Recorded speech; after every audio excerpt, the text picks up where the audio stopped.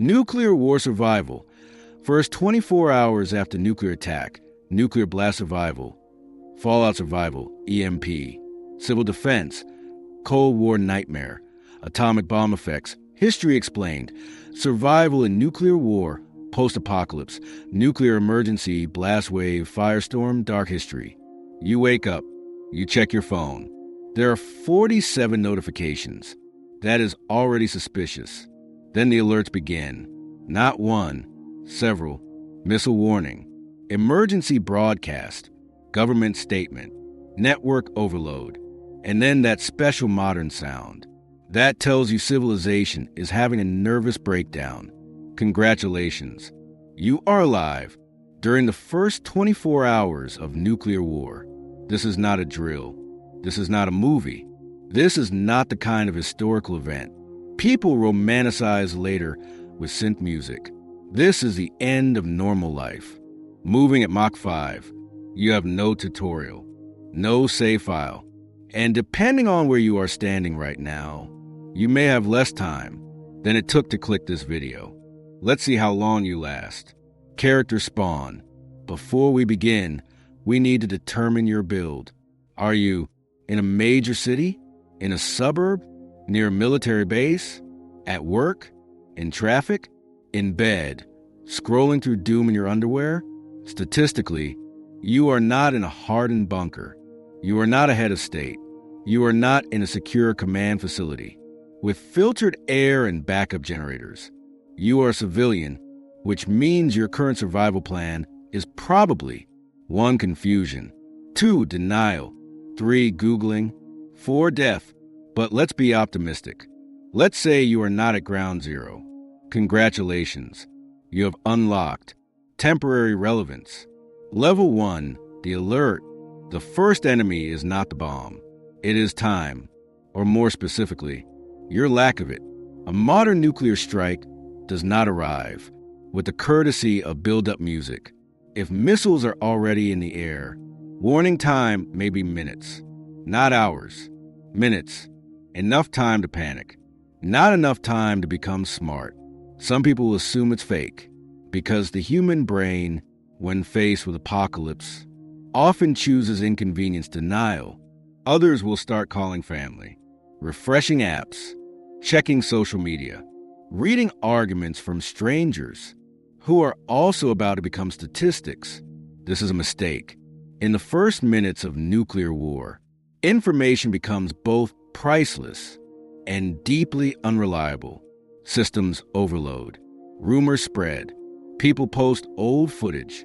Someone claims it's a cyber attack. Someone else says it's a false alarm. A third person is live streaming from a parking lot. Like vibes can stop thermonuclear physics. Your first real challenge is simple. Can you act before your brain finishes emotionally processing what incoming missile means? Because hesitation is very human, and nuclear weapons are extremely unsympathetic to that. Level 2, the flash, then it happens. A light brighter than reason. If you are close enough to see the detonation directly, your eyes are now participating in the wrong scientific demonstration. The flash comes first, a white-hot burst, not dramatic orange movie fire, not cinematic chaos, just overwhelming light. Beautiful for about 1/3 of a second. If you stare at it, you may go blind. If you are by a window, congratulations. You have chosen one of the worst seats in the city because the blast is coming next, and glass, under pressure, becomes a very democratic weapon. At this stage, some people will still freeze because the world has just done something the world is not supposed to do. Buildings light up. Shadows burn into surfaces. Cars reflect fire. Every instinct you have will scream for explanation. There isn't time. If the flash was the warning, the blast is the correction. Level 3, blast wave DLC. The explosion does not politely stay where it landed.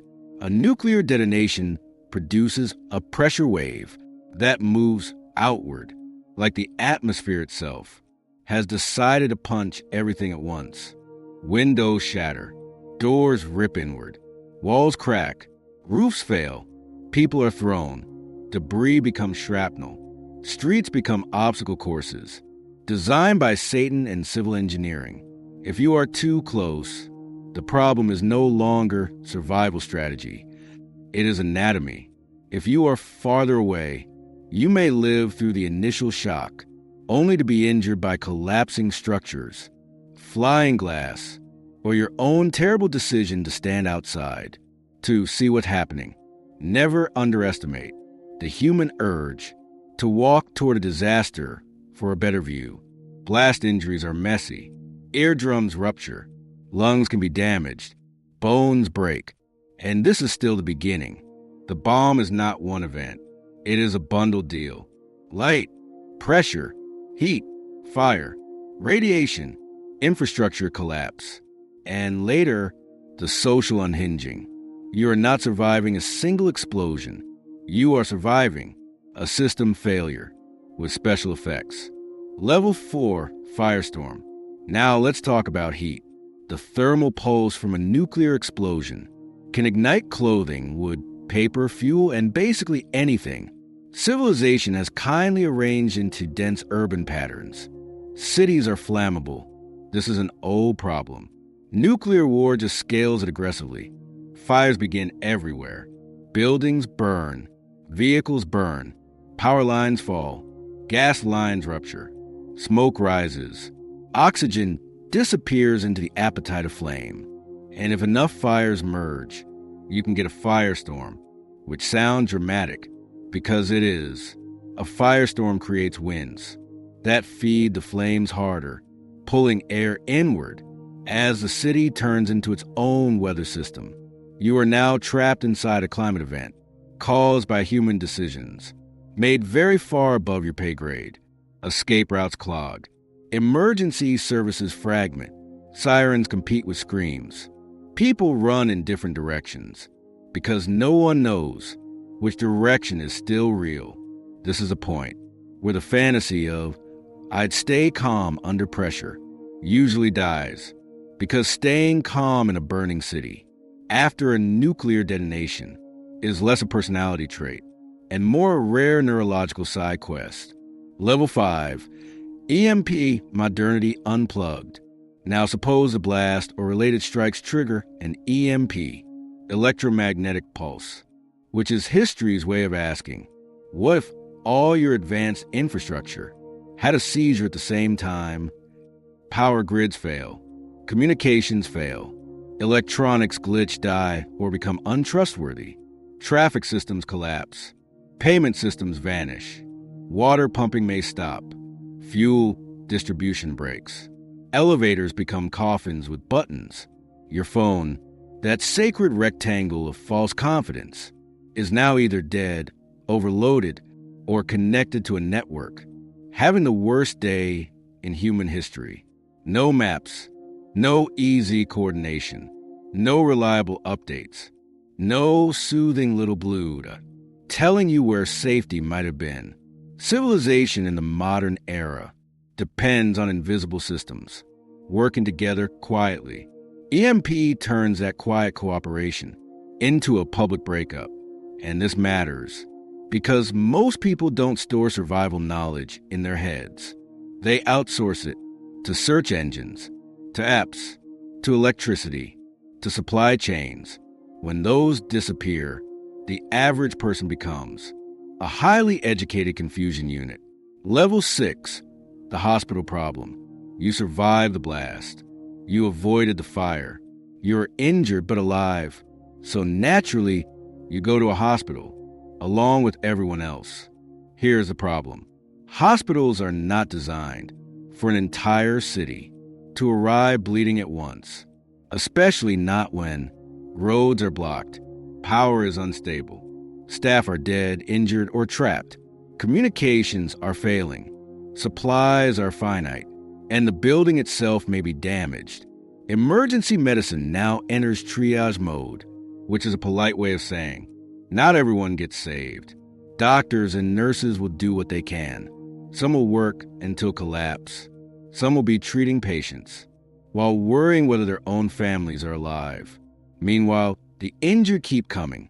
Burns, lacerations, crush injuries, radiation exposure, shock, smoke inhalation. At this stage, the real bottleneck is not courage, it's capacity.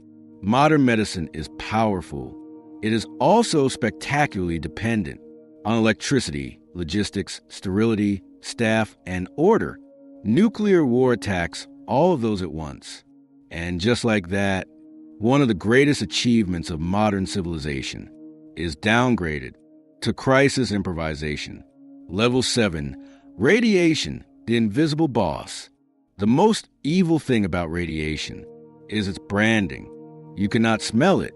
You cannot taste it. You cannot negotiate with it. It does not roar. It does not chase you down an alley. It simply exists and waits for biology to lose. If you are exposed near the blast zone, or later through fallout, your body may begin to fail, on a delay, which somehow makes it worse, because people love visible threats. Fire? Understandable. Debris? Understandable. Angry mob? Very understandable. Radiation? Now you are playing against mathematics. High doses can cause radiation sickness, nausea, vomiting, weakness, burns, internal damage, a body slowly realizing the blueprint is corrupted. And here's the cruel part. Some people will feel okay at first. Not good, not safe, just functional enough to believe they got lucky. History loves that trick. The invisible boss lets you think the level is over before it starts deducting health. Level 8, information collapse. By now, everyone wants answers. How many cities were hit? Who launched first? Is there another wave? Where is safe? Is the government still functioning? Should you stay? Should you leave? Should you shelter? Should you run? And the answer to most of these, for the average person in the first 24 hours, is deeply unsatisfying. You do not know, and neither does the guy shouting in the parking lot. Authorities may issue instructions. Some may be accurate. Some may arrive too late. Some may not reach you at all. Some regions may be dealing with total communications blackout. Others may be drowning in contradictory messages. Rumors spread faster than recovery. Another strike is coming. The water is poisoned. The roads are closed. The roads are open. The military is evacuating everyone. The military is gone. My cousin said, "Your cousin is not a command structure." During the first day of nuclear war, society does not merely lose infrastructure. It loses confidence. And when trust goes, people revert to instincts. Family first, food first, escape first, me first, which is understandable. It is also how order begins to fray. Level 9, the human patch update. Now comes the social layer. Stores empty. Not because everyone is evil, because everyone can count. Water, food, medicine, batteries, fuel. Anything useful suddenly becomes more valuable than money, more urgent than law, and more emotional than reason. Traffic jams harden into monuments. People argue at gas stations. Shops close early or get stripped bare. Some strangers help each other. Others rediscover their inner hyena. This is what disasters do. They compress morality. Some people become brave. Some become generous. Some become terrifyingly practical.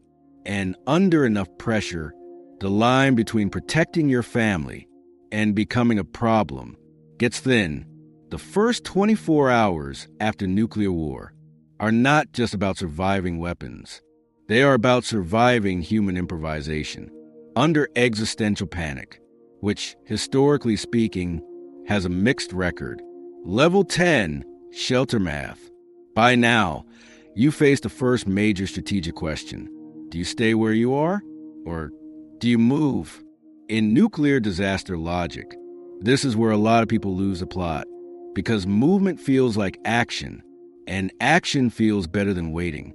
But moving through a damaged, burning, panicked environment without good information is one of the fastest ways to turn "I survived the blast" into "I died during the sequel."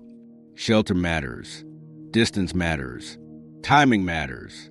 Exposure matters.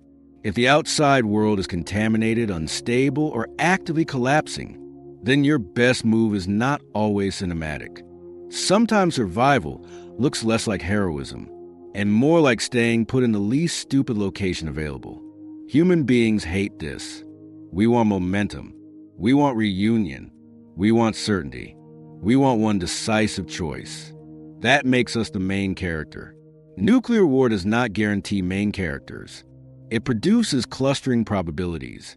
And your job in the first 24 hours is not to win. It is to stop making your odds worse, which is a very humbling genre shift. Final boss, night 1. Then night falls. And that is when the psychological damage really lands. Because daylight, for all its horror, still lets you see the problem. Night takes that away. The city glows in places it shouldn't. Sirens fade. Smoke hangs. Power is gone or unreliable. Phones are dying. The air tastes wrong. Somewhere, people are calling names into the dark. Somewhere else, no one is answering. You do not know if this was one strike or the beginning of many. You do not know what tomorrow looks like. You do not know what government still exists, what supply lines remain, what water is safe, what roads are passable, what rules still apply. And that uncertainty is its own weapon. Because the first night of nuclear war is when the future stops feeling theoretical. This is no longer news. This is your world now. And the most terrifying part, you survived the first day, which means you now have to survive the second. Survival stats. Warning time, insultingly low. Public calm, fragile. Medical capacity, overwhelmed. Infrastructure, unplugged. Useful information, inconsistent. Radiation, rude and invisible. Human behavior, variable. Personal odds, highly location dependent. Would you respawn here? Only if you enjoy. Flash blindness, social collapse, and making life or death decisions with incomplete information in under 10 minutes. The first 24 hours of nuclear war, 1 out of 10 stars. Too bright, too loud, terrible customer experience. History is full of bad days. This one tries to end all of them. Spawn history. Games have never been fair.